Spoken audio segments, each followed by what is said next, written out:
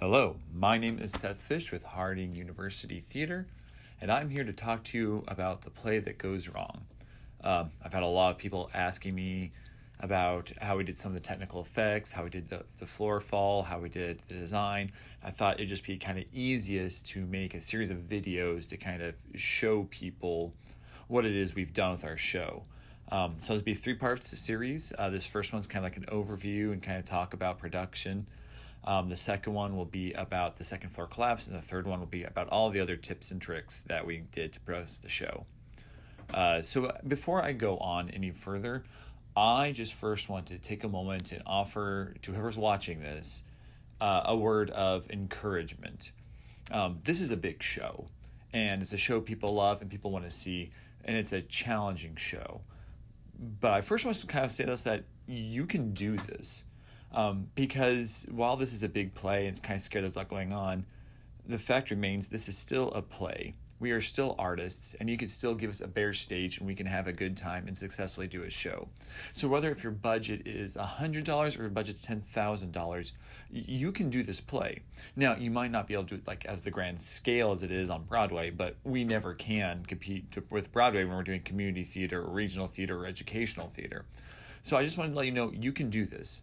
Stick to your strengths, stick to what you know, and remember this is play, and have a good time, and it's going to be a good show. You're going to be fine. All right, so after that, the other thing I want to mention, the first and foremost thing that you need to know is you got to have a good crew for the show. There's a lot of jokes happening, a lot of stuff's happening on stage, and you need a crew you can trust, because the audience will be there laughing, the adrenaline's going to be flying, the cast is going to be playing off of them, but not your crew. Your crew needs to be calm, cool, collected. They're working with precision. They're working with timing. Every show needs to be on their A game. So if you don't have a good crew that you can't trust to do these tricks, then you need to not do the tricks, or you need to get a crew you can trust, or you need to get them trained. Do not push any of this quickly through. You got to have time and training for all of this. So make sure you have yourself a good crew. I'm nothing without my crew. And you got to have a crew that doesn't get caught up in the show. They stay cold and mechanical through the whole thing. So get a good crew. All right, great. So on this play, I was both the technical director and the designer. And I had a lot of fun designing it. Honestly, there is a small disappointment because when I first designed it, I said, okay, I want this show to not look like the other shows that we've seen so far. I don't want it to look like Broadway. I don't want it to look like the traveling show. I want to make my own design. But as I went through the script, I saw and understand that the set is really a character with themselves, and that the set design was really dictated by what that character had to do. The way the timing of the line delivery, the time that things fall, the time that things work together really made it so that honestly, in a lot of ways, the set was really kind of chosen for me, I feel like, in some ways. But hey, if some of you guys are out there making this show and you get designs that are different, I would love to see them. Put them in the comments, send me messages. I would like to see what other people kind of come up with for those designs. But I feel like kind of as a designer, I was kind of limited because of how the timing everything works.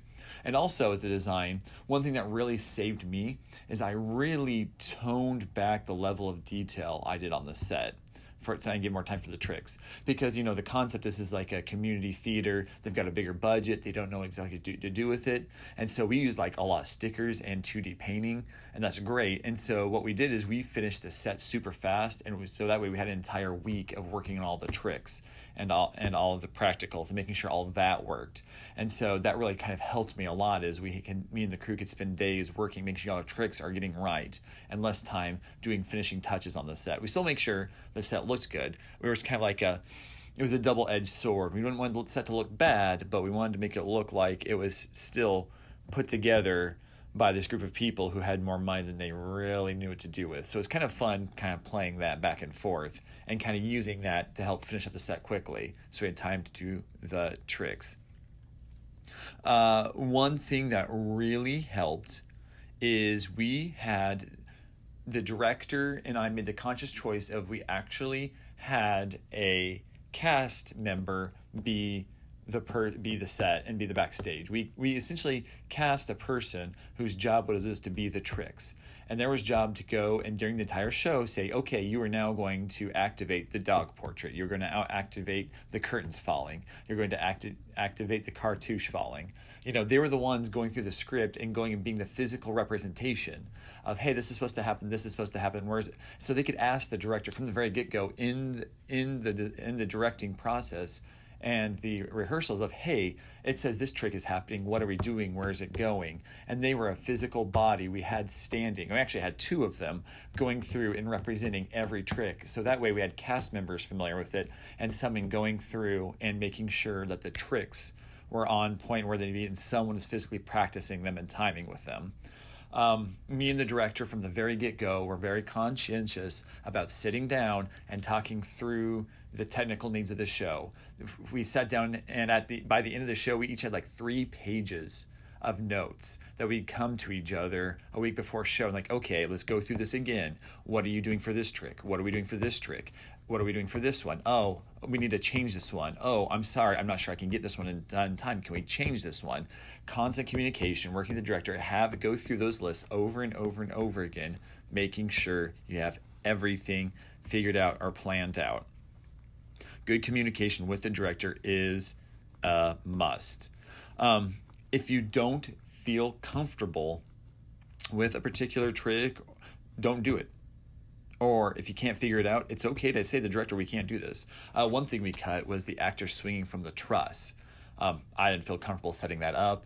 I didn't want to put one of our actors in the way like that. I didn't feel like we had enough time to figure that out necessarily. So I said, can we cut that? And he said, no problem. Well, I'll figure something else out. And the same thing with our couch. The couch is supposed to collapse and people are supposed to get handcuffed to the couch. We were having a hard time finding the sofa to kind of do all those things. And so the director said, I'll figure something else out. And I think he ended up like handcuffing the person to a toolbox in the corner somewhere. And he made it work. The point is, have a lot of fun with it. Know what you're doing, but it's okay to change things up. Again, this is play. You're going to have a good time. You guys can do this. If you don't feel like you assume the risk of responsibility on a trick, do not do it. Work with your director. You have to make sure everything is something that you can do comfortably and with the actors and safely. Great. Another thing we had to do is 1 hour of tech call each night before show.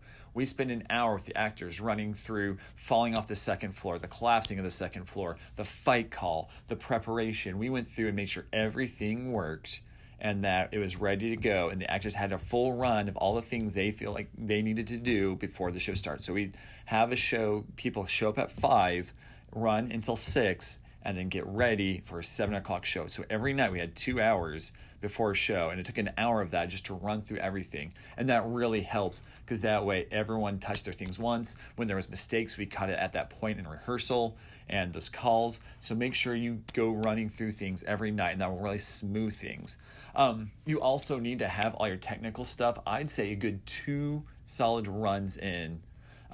Do not be adding in tech and new tricks to people. And every night you need to be checking, making sure everything's still working, still functioning. If not, you need to fix it and you leave yourself plenty of time to fix things. We had walls hit and sometimes walls break a little bit or glue on crack.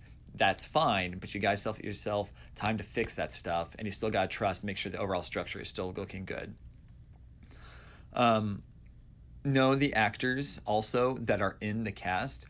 We had a couple of situations where cast members were cast, and I wasn't aware of just the needs of each individual cast member, and that ended up resulting in me having to change some of the technical effects up unintendedly because I wasn't aware of which actor, either their height or their weight or their personal needs. Those things affected some of our technical effects. So after you get a cast, make sure you know who the cast is. Make sure you know what they're comfortable doing. Make sure they're knowing what they are willing to do and what not willing to do, so you can work about that with plenty of time. You do not want to get into Tech Week to find out that one of your actors cannot perform the technical effect what they feel to be a safe manner. You need to be aware of who your actors are, what their capabilities are, and working with them from the very beginning. So those are some of the basic overview thoughts. I hope that was helpful to you. And we're going to move on then to the next video, and that will be the collapsing second floor.